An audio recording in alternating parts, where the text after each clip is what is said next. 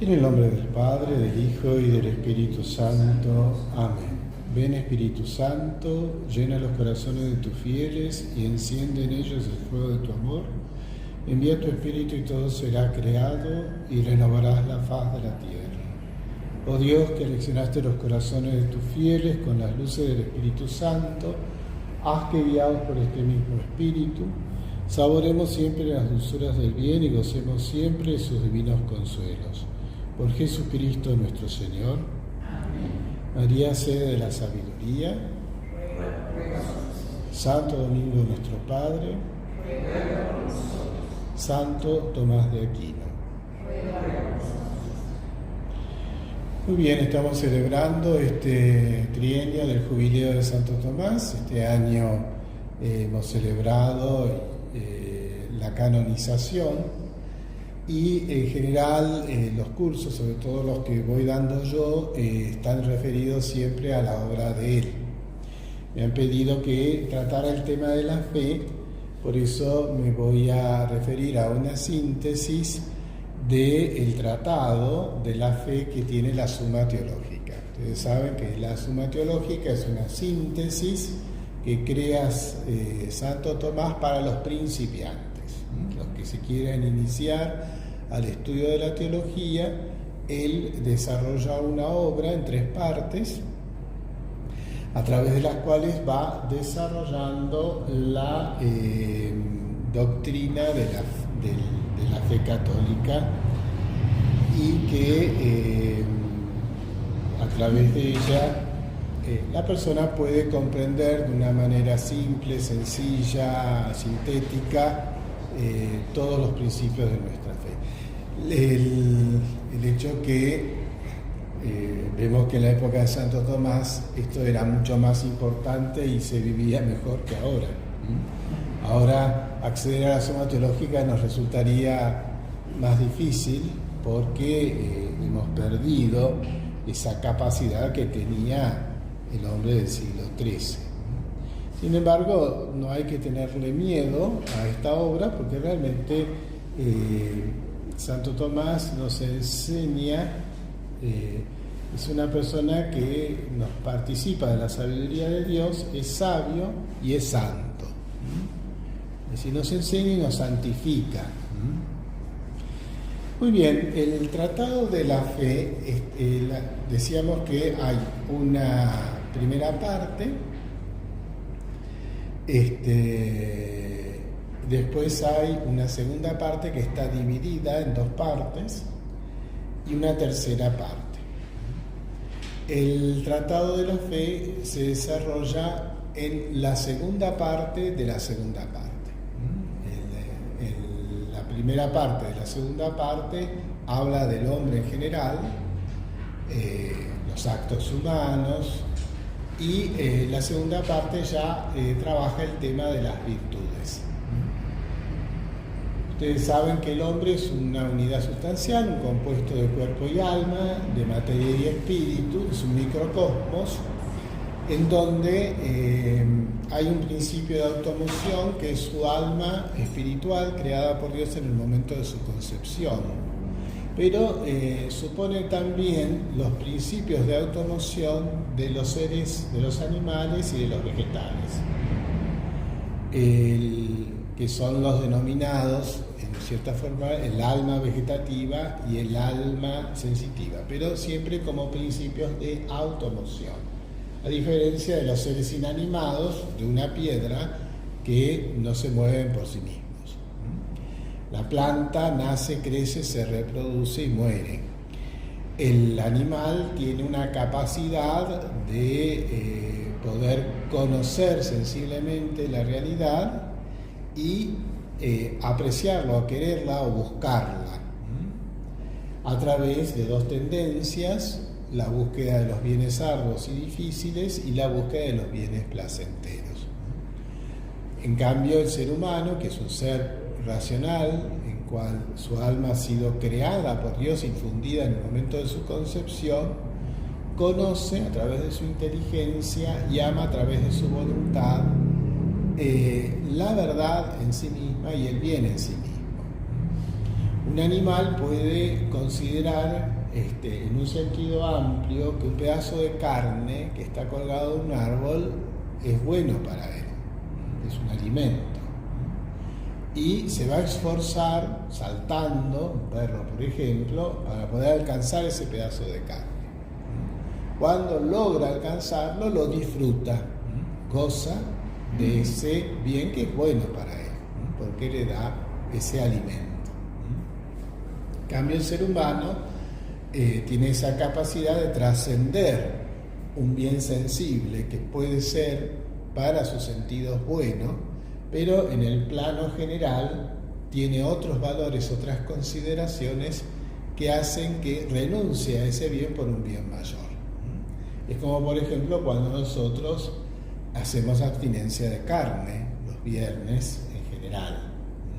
Hay otra motivación más allá de gustarnos la carne y de comerla, sino que hay un bien espiritual, un sentido espiritual por el cual los viernes, recordando la pasión de Cristo, que dio su carne para la salvación del mundo, nos abstenemos de ella para pensar expresamente en la carne del Señor. Entonces, este tema de la diferencia entre las realidades vegetativas, sensitivas y racionales, en el hombre, que sea como un microcosmos, van a trascender a través de la vida de la gracia, de la vida espiritual. Entonces, nosotros, para alcanzar nuestro fin último, que es la vida eterna, tenemos una serie de virtudes por las cuales nos perfeccionamos en orden al fin último y a los medios para alcanzar ese fin. Entonces están las denominadas virtudes teologales, la fe, la esperanza y la caridad, por la cual nosotros nos perfeccionamos en orden al fin último, que es Dios mismo. Y la prudencia, la justicia, la fortaleza y la templanza, por la cual nos perfeccionamos en razón de los medios para alcanzar ese fin. Esas virtudes morales, cardinales, son comunes a todo ser humano. Todo ser humano que respeta el orden natural está llamado a ser prudente, justo, fuerte y templado. Y a su vez también perfeccionar todos los actos que dependen de estas potencias del hombre. Pero es solamente a través de la vida de la gracia que nosotros accedemos a las virtudes teologales, a la fe, la esperanza y la caridad. Vamos a tratar entonces el tema de la fe. La fe la desarrolla entonces Santo Tomás cuando habla del Tratado de las Virtudes en la segunda parte de la Suma, de la cuestión 1 a la 16. Nosotros en este encuentro solamente vamos a desarrollar los 7 primeros cuestiones.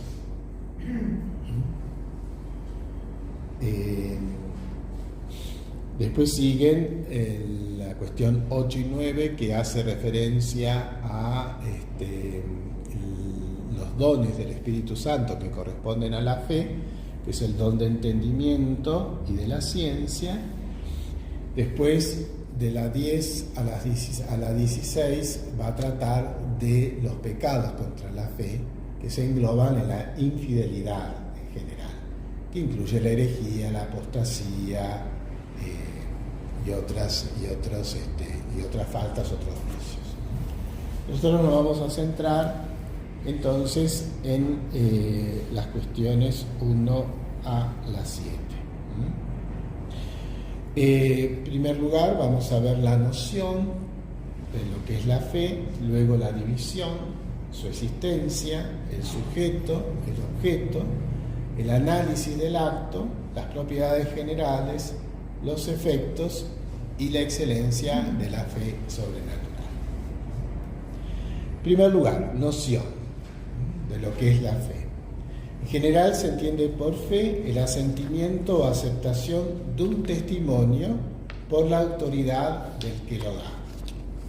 Si el que da ese testimonio es un hombre y lo creemos por la confianza que nos merece en cuanto a tal persona, tenemos fe humana. Si el que da ese testimonio es Dios y lo creemos por su autoridad divina, que no puede engañarse ni engañarnos, tenemos la fe divina.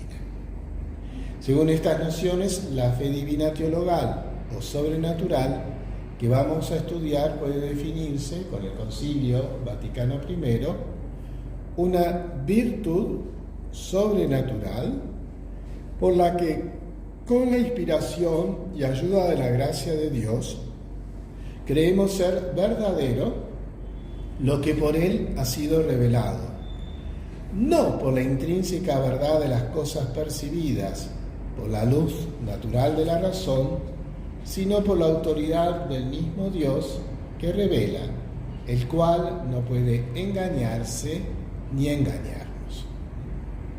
Vamos a ir explicando por parte estos términos de esta definición. En primer lugar, que es una virtud sobrenatural, es decir, infusa por Dios en nuestra alma, en la inteligencia, en el entendimiento, que rebasa y trasciende infinitamente todo el orden natural y sería imposible, por lo mismo, adquirirla con las solas fuerzas naturales. Es decir, es un don de Dios la fe. Ha habido muchas grandes personalidades en la historia, recuerdo especialmente a Paul Claudel, que fue este gran escritor francés, que fue un hombre que buscó la fe, estudió toda la teología, la filosofía, para poder alcanzarla, para poder comprenderla, entenderla, vivirla, pero solamente estando en Notre Dame de París, cuando participó de unas vísperas que se rezaban de Navidad, ahí recibió la gracia y el don de la fe, ahí se convirtió. Sí, recibió ese don, ese regalo de Dios. Decimos entonces, es una virtud sobrenatural. Recién en la introducción hablábamos que hay virtudes, que son los actos operativos buenos, es decir, conformes a la recta razón, por lo cual cada persona se va perfeccionando para lograr un fin. Si toda nuestra vida son actos, esos actos los tenemos que vivir de una manera ordenada, jerarquizada y siempre conforme a la recta razón. Entonces, cuando eso se desarrolla bien, se llaman virtudes. Cuando hacemos todo lo contrario, son vicios o pecados. Entonces, atañe la virtud de la fe, lo que significa una virtud como un acto operativo, un hábito operativo bueno, es decir, ese acto se transforma en un hábito que constantemente va hacia su fin, conforme a la recta razón. Pero aquí lo vemos desde el punto de vista sobrenatural y es una virtud, pero infusa por Dios en el alma. Por la que, con la inspiración y ayuda de la gracia de Dios, sería del todo imposible la fe sin la previa moción y ayuda de la gracia.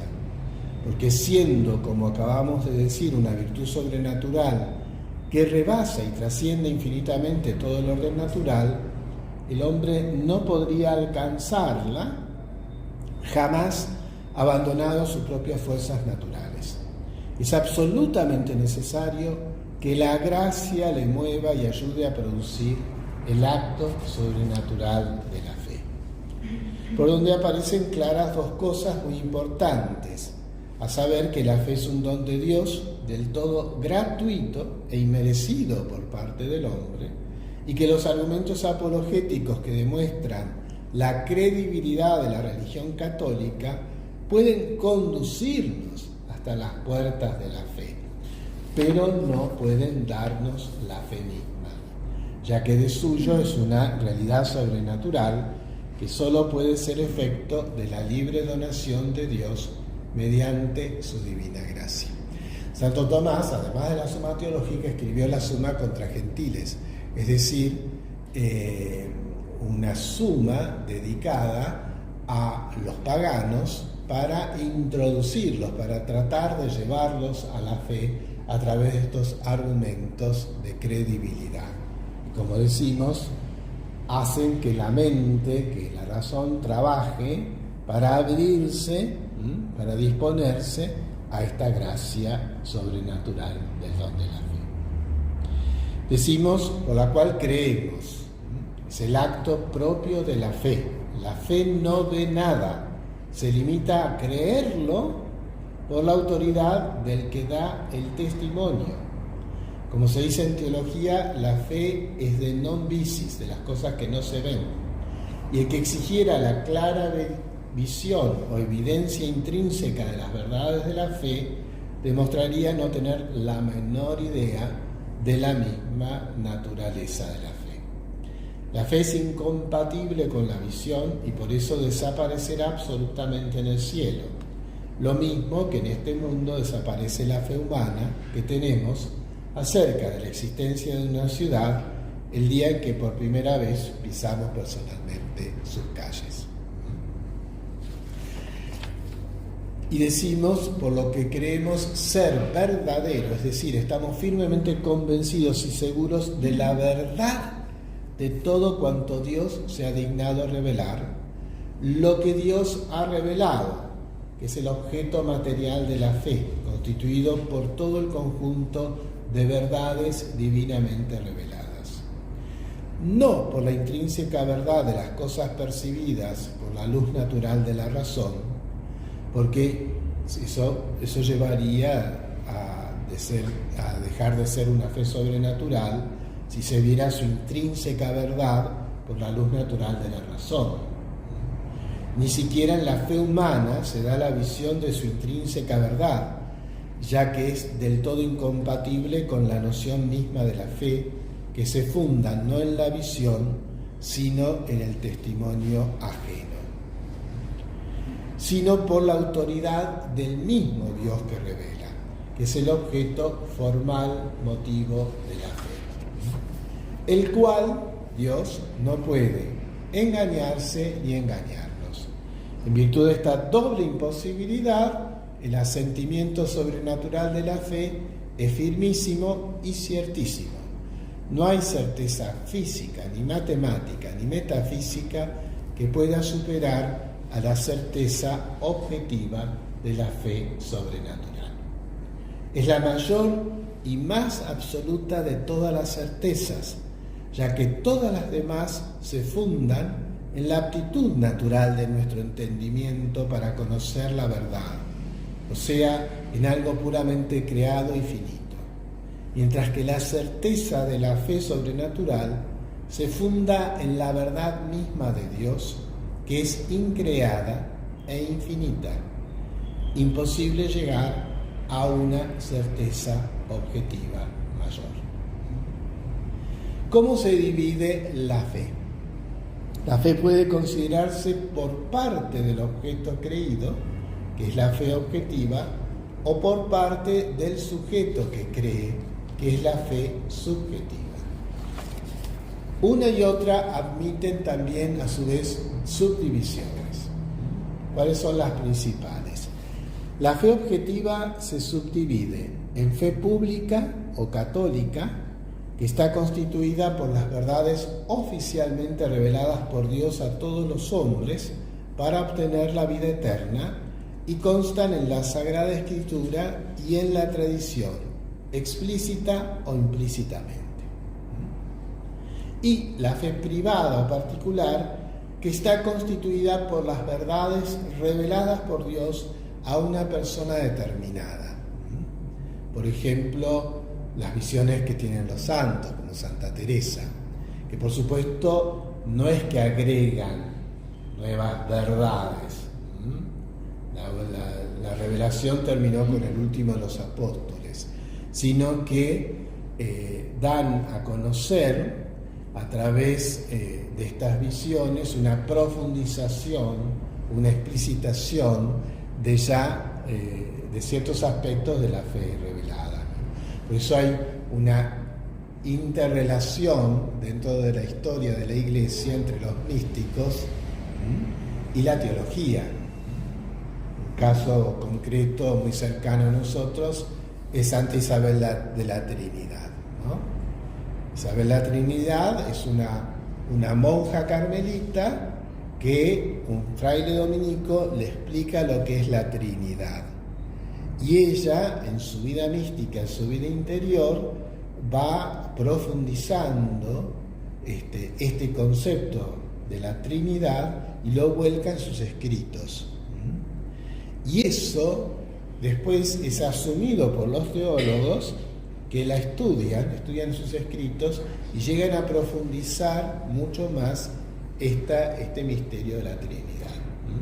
Entonces hay una acción de la gracia divina que el ser humano, a través de su capacidad intelectual, va a ir profundizando. Entonces, el tema de esta fe que va creciendo, tanto porque es pública o católica, o también privada o particular. La primera obliga a todos, en la segunda, solo la persona que la recibe directamente de Dios. La fe también objetiva puede ser fe definida, que afecta a las verdades que la Iglesia propone explícitamente a la fe de los fieles, bajo pecado de herejía y pena de excomunión, por ejemplo el dogma de la Inmaculada Concepción, porque es dogma, es una fe que sí la tenemos que creer y aceptar para salvarnos. Y fe definible, que se refiere a aquellas verdades que la Iglesia propone a la creencia universal de los fieles sin que haya recaído todavía sobre ellas una definición explícita. Tales eran todos los dogmas católicos antes de su definición. También esta fe objetiva puede ser fe objetiva necesaria, con necesidad de medio, que se refiere a aquellas verdades cuya ignorancia aún inculpable impide en absoluto la salvación del alma, y la fe objetiva necesaria con necesidad de precepto, que dice relaciona aquellas otras verdades que la Iglesia propone a la fe de los fieles, pero cuya ignorancia inculpable no compromete la salvación eterna, que son todos y cada uno de los dogmas católicos. La fe subjetiva admite las siguientes subdivisiones. Puede ser la fe habitual, que es un hábito sobrenatural infundido por Dios en el bautismo o justificación del infiel, y fe actual, que es el acto sobrenatural procedente de aquel hábito infuso. También puede ser una fe viva, que es la fe formada, que es la que va unida a la caridad, al estado de la gracia, y es perfeccionada por ella como forma extrínseca de todas las virtudes. Y fe muerta o informe, que es la que está separada de la caridad en un alma creyente en pecado mortal. La fe puede ser también, desde el punto de vista subjetivo, explícita, por la que se cree tal o cual misterio concreto revelado por Dios, y fe implícita, por la que se cree todo cuanto haya sido revelado por Dios, aunque lo ignoremos detalladamente. Es la llamada fe del carbonero, la fe de la persona simple. También está la fe interna, si permanece en el interior de nuestra alma, y la fe externa, si la manifestamos al exterior con palabras y signos.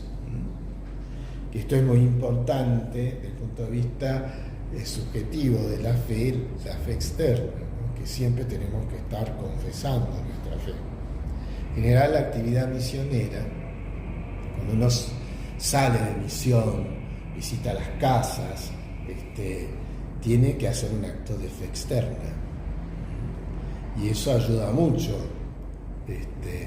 al que hace esa actividad misionera para reafirmarse en la fe y transmitirla a los demás. Vamos a ver entonces, en tercer lugar, la existencia como virtud infusa. En torno a la existencia de la virtud de la fe como hábito sobrenatural infuso, es de fe que la poseen todos los adultos justificados, o sea, todos los adultos en estado de gracia. Lo declara expresamente el Concilio de Trento. Cuando estamos hablando del magisterio de la Iglesia, nosotros utilizamos un libro que se llama Denzinger's Schmeitzer, o Denzinger, que es más fácil para memorizar, que es la reunión de todas las declaraciones del magisterio de la Iglesia como verdades que tenemos que aceptar para no caer en la herejía, en el error. Y entonces siempre se cita la palabra de con el número que corresponde a esa declaración del magisterio. En este caso, este principio de que la fe la poseen todos los adultos justificados, o sea, todos los adultos en estado de gracias, es el Denzinger número 800 y 801. Es doctrina común y completamente cierta en teología que la reciben los niños juntamente con la gracia en el momento del bautismo. Lo enseña también como más probable el Concilio de Viena, Denzinger 483. El Concilio de Trento enseña que la fe es el comienzo, fundamento y raíz de la justificación. Denzinger 801. Es el comienzo porque establece el primer contacto entre nosotros y Dios en cuanto autor del orden sobrenatural. Lo primero de todo es creer en Él. Es el fundamento en cuanto que todas las demás virtudes, incluso la caridad, presuponen la fe y en ella estriban como el edificio sobre sus cimientos. Sin la fe es imposible esperar o amar a Dios. Y es la raíz porque de ella, informada por la caridad, arrancan y viven todas las demás virtudes. En cuarto lugar, vamos a ver cuál es el sujeto de la fe. Esta expresión puede tener dos sentidos, remoto y próximo, según se refiere a las personas que tienen o pueden tener fe, o a la potencia, facultad del alma en la que reside el hábito sobrenatural de la fe. Y así, en sentido remoto, son sujetos de la fe, o sea, poseen el hábito de la fe, todos los justos de este mundo, o sea, todos los que poseen la gracia santificante, ya que la gracia santificante va siempre unida a la fe sobrenatural o infusa. Sabido es que puede poseerse la gracia aún sin haber recibido el sacramento del bautismo como bautismo de deseo, como el deseo de ser bautizado. Es decir, no sin el deseo, al menos implícito de él. Tal es el caso de los paganos justificados, los que antes de morir piden ese bautismo de deseo. Todos los bautizados, aunque estén en pecado mortal, con tal que no hayan pecado directamente contra la fe por la herejía formal o la apostasía. La fe de estos tales es muerta, habíamos hablado de la fe informe, pero verdadera y sobrenatural. Es el último esfuerzo de la misericordia de Dios para no dejar enteramente a oscuras al desgraciado pecador. La existencia de esta fe informe fue definida por el Concilio de Trento, Denzinger 838. Las almas del purgatorio que no poseen aún la visión beatífica y por lo mismo conservan todavía la fe, no son sujetos de la fe porque su estado es incompatible con ella. Primero, los ángeles y bienaventurados del cielo, que gozan de la visión intuitiva de Dios y de los misterios sobrenaturales. Los demonios y condenados del infierno, que están enteramente privados de todo rastro y vestigio de vida sobrenatural, poseen tan solo una especie de fe natural, obligada o forzada por la evidencia del castigo que sufren de parte de Dios. En este sentido, dice el apóstol Santiago que los demonios creen y tiemblan. Santiago 2:19. En sentido próximo, el hábito sobrenatural de la fe reside en el entendimiento especulativo.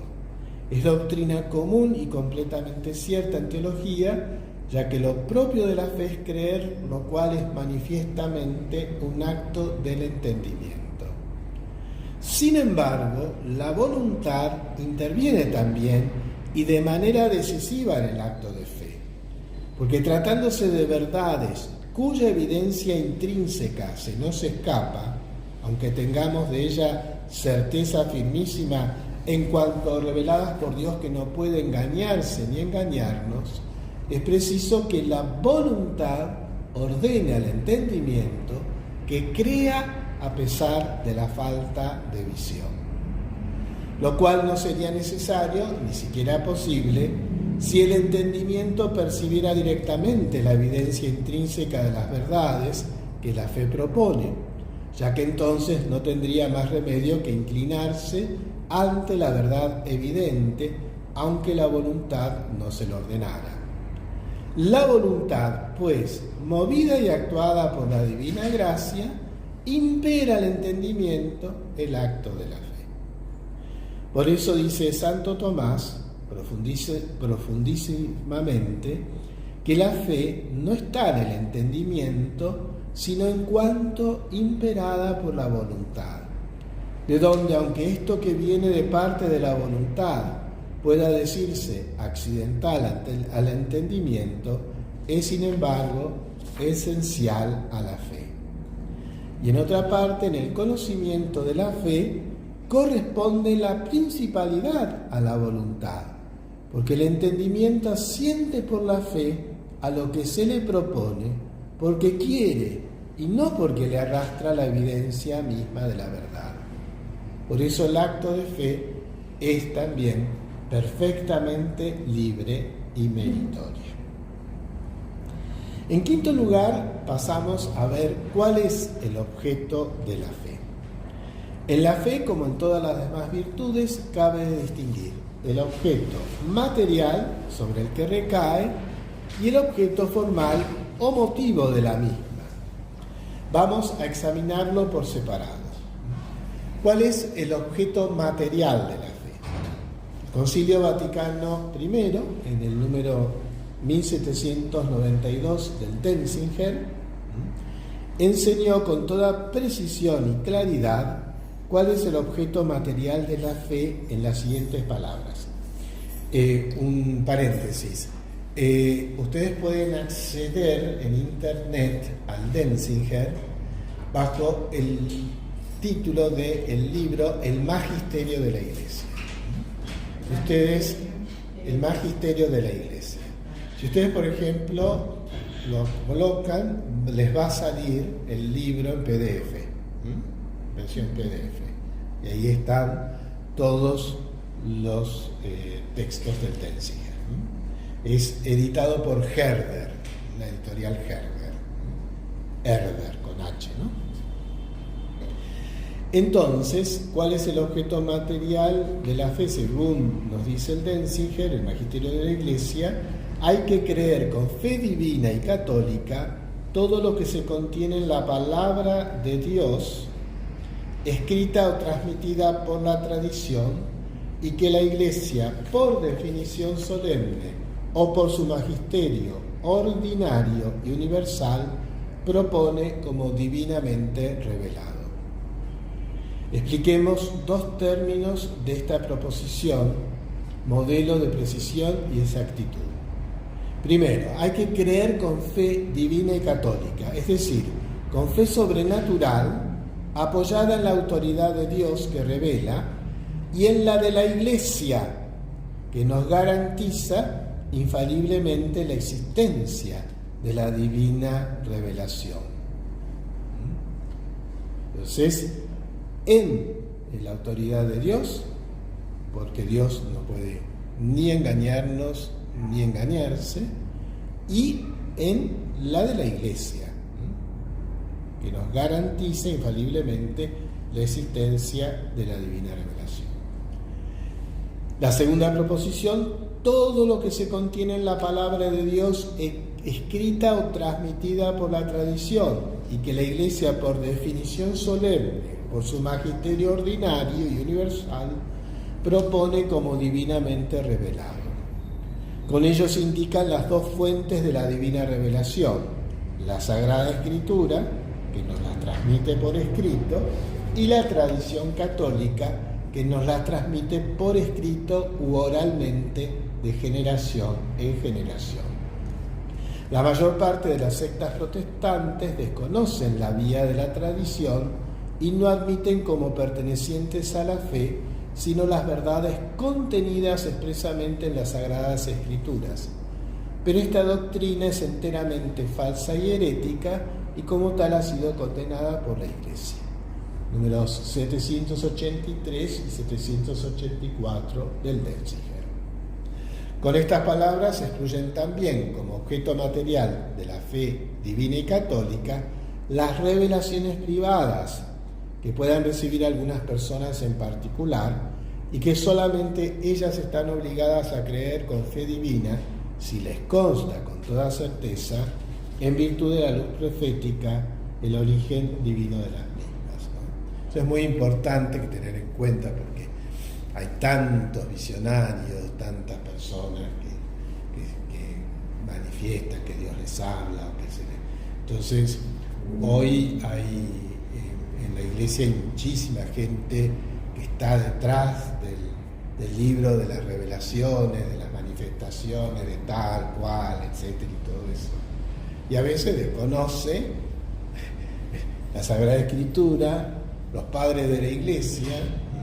A veces les interesa más un libro que escribe una supuesta persona que ha tenido un montón de manifestaciones y se vende a veces como el pan y no conoce ni la Sagrada Escritura ni la tradición de la Iglesia. Y que la Iglesia propone como divinamente revelado. La proposición de la Iglesia, aunque no forma parte del objeto formal de la fe, que es únicamente la autoridad de Dios que revela, es sin embargo una condición sin la cual, para que el asentimiento de nuestro entendimiento sea acto de fe divina, hasta el punto de que el testimonio de Dios que revela no especifica el acto de fe divina, a no ser que se aplique infaliblemente por la declaración de la Iglesia. La razón es porque el testimonio de Dios no podemos conocerlo con certeza y aplicárnoslo infaliblemente, sino por la luz profética, que ilumina tan solo al que recibe directamente la divina revelación, o por la proposición infalible de la Iglesia, quien en virtud de la asistencia especial del Espíritu Santo no se puede equivocar. Por eso en las sectas protestantes que rechazan la autoridad de la Iglesia hay un verdadero desbarajuste y caos en torno a las verdades que han de admitirse por la fe. Cada uno cree o rechaza lo que le parece, sin más norte ni guía que su propio capricho. Eso lamentablemente pasa muchas veces en los fieles católicos. Es decir, los malos católicos, los malos cristianos que arman su visión de la fe católica a su manera. Decimos por definición solemne, que es una de las formas, la más clara y explícita, de proponer a los fieles las verdades de la fe. Tiene lugar cuando el Papa define ex cátedra algún dogma de fe o lo declara expresamente un concilio ecuménico presidido y aprobado por el Papa. O también por su magisterio ordinario y universal. Es la otra forma con que la Iglesia propone a los fieles las verdades que se han de creer con fe sobrenatural o divina. Consiste en la enseñanza común y universal de una determinada doctrina por todos los obispos y doctores esparcidos por el mundo entero. Es imposible que esta enseñanza universal pueda fallar o contener algún error en virtud de la asistencia especial del Espíritu Santo, que no puede permitir que la Iglesia entera yerre en alguna doctrina relativa a la fe o a las costumbres. Cuando la Iglesia, ya sea por definición solemne, ya por su magisterio ordinario y universal, propone a los fieles alguna verdad para ser creída como revelada por Dios, esa verdad adquiere el nombre de dogma. Por consiguiente, un dogma es una verdad revelada por Dios y propuesta por la Iglesia como tal. Entonces es importante tenerlo, por ejemplo, cuando se realizan los sínodos, por ejemplo, de los obispos, vienen obispos de todo el mundo y para tratar un determinado tema, por ejemplo, el sacramento de la penitencia. Y todos los obispos hablan, exponen, dicen cosas realmente verdaderas y a veces cosas equívocas, erróneas. Entonces, lo que hace la función del sínodo es justamente aclarar, a través, llegar a aclarar esas verdades, y después, cuando termina el sínodo, se hace una exhortación apostólica en donde se hace una síntesis de todo lo que se trató, donde se reafirma lo que es el magisterio de siempre de la Iglesia y se señala lo que está equivocado o erróneo. En ese sentido, esto es lo que siempre tenemos que seguir y aceptar. ¿Puede crecer el objeto material de la fe, o sea, el número de verdades que han de creer los fieles como reveladas por Dios? Hay que contestar que no cabe un crecimiento sustancial y objetivo, pero sí accidental y subjetivo. Es decir, nosotros ya, como decimos, todas las verdades han sido reveladas por el último de los apóstoles, pero lo que podemos alcanzar es que hay verdades que están explícitas, pero hay otras que están implícitas. Por ejemplo, en la Sagrada Escritura se dice que la Virgen es la madre de Jesús. Y se dice también que Jesús es el Hijo de Dios. Entonces ahí se aplica el silogismo teológico, donde si decimos que si María es la madre de Jesús y Jesús es Dios, la conclusión es que María es madre de Dios. Entonces, de una verdad, de dos verdades explícitas, llegamos a una verdad implícita. Entonces, eso es lo que se denomina la evolución homogénea del dogma, es decir, cómo vamos alcanzando de esas verdades ya explícitamente reveladas por el ejercicio del razonamiento teológico a otras verdades. O como también habíamos hablado antes de estas intuiciones que los grandes santos han tenido de los distintos misterios de Dios y que después se han expresado teológicamente. Por ejemplo, Santa Teresa tiene un montón de Jesús, tiene un montón de intuiciones, y en cierta forma San Juan de la Cruz, que es un teólogo, las va a ir sistematizando. ¿Cuál es el objeto formal de la fe? Como es sabido, se distingue en la filosofía un doble objeto formal. El objeto formal quod, con Q, que se refiere al aspecto principal con que se mira un objeto material. Por ejemplo, la vista se fija ante todo y sobre todo en el color de los objetos, y mediante el color se fija en todos los demás aspectos, tamaño, figura, etc.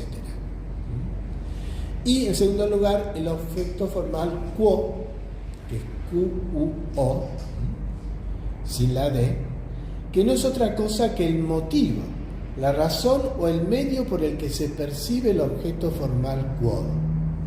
Por ejemplo, el objeto formal quo de la visión es la luz, ya que sin ella no podría verse el color, que es el objeto formal quod de la misma visión. Teniendo en cuenta estos principios, he aquí dos sencillas proposiciones. ¿Cuál es el doble objeto formal de la fe? El objeto formal quod de la fe divina es el mismo Dios, en cuanto es en sí mismo la primera y suma verdad. Los teólogos suelen distinguir un triple aspecto en Dios como primera y suma verdad, en el orden del ser, del conocimiento y de la manifestación. En el orden del ser se llama verdad primera a la misma divinidad, en cuanto distinta de las divinidades falsas.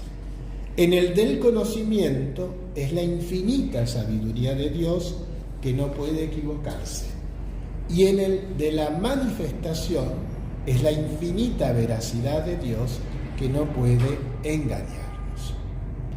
Al decir que el objeto formal quod de la fe divina es el mismo Dios en cuanto en sí mismo, la primera y suma verdad, nos referimos al primer aspecto que habíamos dicho anteriormente de los tres que acabamos de recordar.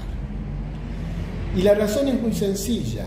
El objeto formal quod de cualquier hábito o facultad es, como hemos dicho, aquello que el hábito o la facultad miran principalmente en su propio objeto material. Como decíamos antes, el color en relación con la vista. Ahora bien, lo que el hábito sobrenatural de la fe mira ante todo y sobre todo en los datos materiales de la fe es el mismo Dios, en cuanto es en sí mismo la primera y suma verdad. Luego es el objeto formal quod de la fe. El objeto formal quod de la fe, sin D, divina, es la autoridad de Dios que revela, fundada en la infinita sabiduría de Dios que no puede engañarse y en su infinita veracidad que no puede engañarnos. Recuérdese lo que acabamos de decir sobre la sabiduría infinita de Dios, en la que no cabe error y hace del mismo Dios la primera verdad en el orden del conocimiento, y sobre su infinita veracidad, por la cual no puede engañarnos, y le constituyen la primera verdad en el orden de la manifestación. Nos referimos, como aparece claro, a Dios como primera verdad en el orden del conocimiento, que es la infinita sabiduría, y en el de la manifestación, que es la infinita veracidad. Un doble argumento para probar esto es, primero, el magisterio de la Iglesia. Lo dice expresamente el Concilio Vaticano I en las palabras que ya hemos citado más arriba. Creemos ser verdadero lo que Dios ha revelado, no por la intrínseca verdad de las cosas percibidas por la luz natural de la razón, sino por la autoridad del mismo Dios que revela, el cual no puede engañarse ni engañarnos. Esa es la prueba positiva. Siempre en teología tenemos los argumentos de autoridad, que son los textos del magisterio de la Iglesia, los textos de la Sagrada Escritura o de la tradición. Pero después viene la razón teológica. Y la razón teológica es evidente con solo tener en cuenta que el objeto formal quod de cualquier hábito no es otra cosa que el motivo, la razón o el medio por el que percibe su objeto formal quod, que habíamos dicho hace un rato que es la luz con respecto al color en las cosas visibles. Ahora bien, el motivo o la razón por la cual el hombre cree las verdades reveladas por Dios no es otro que su propia divina autoridad, fundada en su infinita sabiduría y en su infinita veracidad. Luego, este es el objeto formal quod de la fe.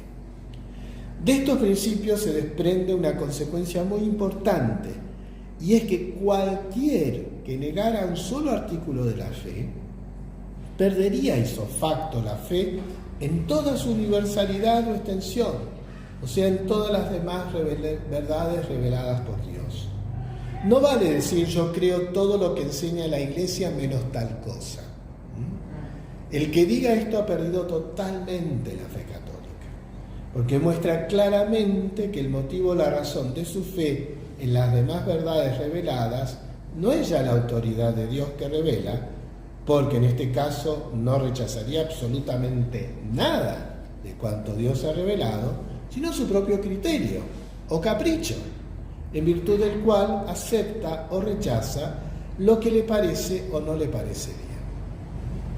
Ha destruido el motivo formal de la fe, que es la autoridad de Dios que revela, sustituyéndole por otro completamente distinto, su propio criterio, su capricho. Y por consiguiente, ha perdido enteramente la fe en toda su universalidad o extensión. Esto está en la cuestión quinta, la segunda parte de la suma, el artículo 3.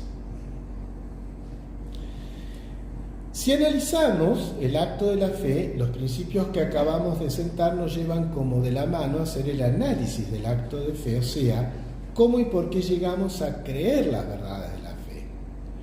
Un ejemplo puede aclarar este análisis. Si a un cristiano le preguntan, ¿por qué crees que Dios es uno y trino?, contestará sin vacilar, porque Dios lo ha revelado y no puede engañarse y engañarme. Y si le preguntan nuevamente, ¿y cómo sabes que Dios lo ha revelado?, responderá en el acto, si es culto y bien formado en la fe, por los motivos de credibilidad. Así es la verdad.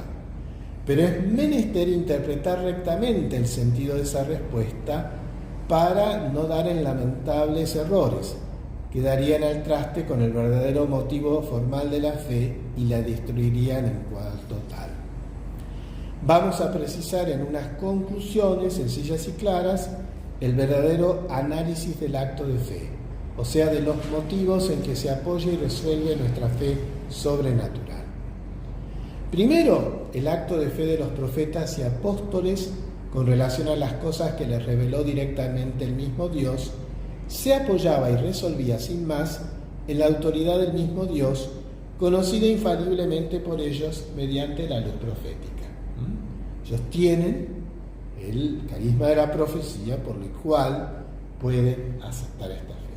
La razón es porque los profetas y apóstoles que fueron ilustrados directa e inmediatamente por el mismo Dios recibían juntamente con las verdades que se les revelaban la luz profética, para percibir con evidencia absoluta e infalible y certera que se trataba del mismo Dios, manifestándoles con su sabiduría y veracidad infinitas aquellas verdades sobrenaturales, por donde no necesitaban ningún otro argumento ni rodeo para hacer un acto de fe divina en aquellas verdades, apoyados por la autoridad del mismo Dios que se las revelaba directa e inmediatamente.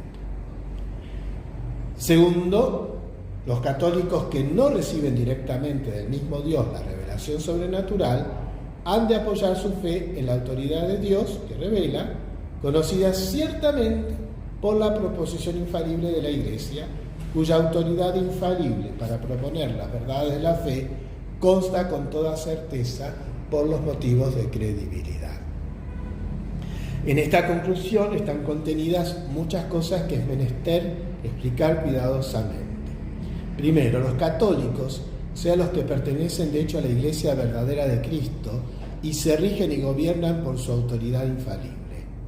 Con las almas rectas y de buena voluntad que están inculpablemente fuera de la Iglesia, paganos por ejemplo, Dios obra, o puede obrar si quiere, de otra manera más inmediata y directa, iluminándoles interiormente para que conozcan y acepten por la divina autoridad las verdades de la fe indispensables para la salvación.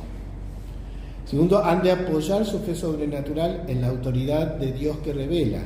Es absolutamente indispensable para no destruir en su raíz la misma fe, ya que la autoridad de Dios que revela es el objeto o motivo formal de fe y no se puede prescindir de él sin destruir en absoluto la misma fe. Pero cabe preguntar, ¿y cómo conoce o sabe el católico infaliblemente que Dios ha revelado tal cosa? Respondemos con las siguientes palabras de la conclusión, conocida ciertamente por la proposición infalible de la Iglesia. Hemos dicho que sin la proposición de la Iglesia no podríamos conocer infaliblemente las verdades que Dios ha revelado, aunque leyéramos la Sagrada Escritura y conociéramos íntegramente todo el depósito de la tradición, porque nadie podría garantizarnos de manera infalible que interpretábamos rectamente y en su verdadero sentido las verdades divinas contenidas en la Sagrada Escritura y en la tradición, sin cuya garantía infalible podríamos confundir lo verdadero con lo falso y hacer imposible la fe verdadera y sobrenatural. Esta es la razón del desbarajuste dogmático que reina entre las sectas protestantes o en algunos católicos que se evaden de esta realidad, que admiten o rechazan lo que les parece ver en la Sagrada Escritura sin otro control ni guía que su propia razón y libre examen. Pero nótese que la intervención de la Iglesia se limita a garantizarnos infaliblemente el verdadero sentido y alcance de la divina revelación. Pero el motivo formal por el que creemos aquellas verdades no es la autoridad de la Iglesia, sino la autoridad misma de Dios, garantizada por la proposición infalible de la Iglesia. ¿En qué se resuelve finalmente nuestra fe en la autoridad infalible de la Iglesia? Es el último punto que nos queda por examinar y al que responden las últimas palabras de la conclusión, cuya autoridad infalible para proponer las verdades de la fe consta con toda certeza por los motivos de credibilidad. Los motivos de credibilidad son principalmente los milagros, las profecías y la Iglesia por sí misma. Dice el Vaticano I, después de decir que la fe es una virtud sobrenatural procedente de la gracia divina y de la inspiración del Espíritu Santo, añade el Santo Concilio: sin embargo, para que el obsequio de nuestra fe fuera conforme a la razón, quiso Dios que a los auxilios internos del Espíritu Santo se juntaran argumentos externos de su revelación, a saber, hechos divinos y ante todo los milagros y las profecías, que mostrando de consuno luminosamente la omnipotencia y ciencia infinita de Dios, son signos certísimos de la divina revelación y acomodados a la inteligencia de todos. Por eso tanto Moisés y los profetas, como sobre todo el mismo Cristo Señor, hicieron y pronunciaron muchos y clarísimos milagros y profecías, y de los apóstoles leemos: y ellos marcharon y predicaron por todas partes, cooperando el Señor, confirmando su palabra con los signos que se seguían. Esto está en el Denzinger, 1790. Es más, la Iglesia por sí misma, es decir, por su admirable propagación, eximia santidad e inexhausta fecundidad en toda suerte de bienes, por su unidad católica y su invicta estabilidad, es un grande y perpetuo motivo de credibilidad y testimonio irrefragable de su divina legación. Eso lo dice el Denzinger, 1794. Estos son los principales motivos de credibilidad que nos muestran con toda certeza la divina autoridad de la Iglesia para proponernos infaliblemente el depósito de la divina revelación. Pero nótese una vez más que nuestra fe no se funda como motivo formal ni en la autoridad infalible de la Iglesia ni en los motivos de credibilidad que nos la dan a conocer, sino única y exclusivamente en la autoridad del mismo Dios que revela. Si bien utilizamos la autoridad de la Iglesia como garantía infalible de que Dios ha revelado aquellas cosas y los motivos de credibilidad como prueba racional de la divina autoridad de la Iglesia. Ahí entra también el tema del sensus fidei, el sentido de fe, es decir, es ese instinto espiritual que tiene todo fiel, que dice: no, esto no es católico, esto no es católico, esto no. Entonces ahí es como que Dios, así como tenemos la conciencia, que aunque la alpargatiemos, siempre va a decirnos esto está bien o esto está mal, así también está ese sensus fidei. Reduciendo pues a una serie de fórmulas breves, precisas y exactas, el análisis interno del acto de fe sobrenatural, nos encontramos con los siguientes elementos.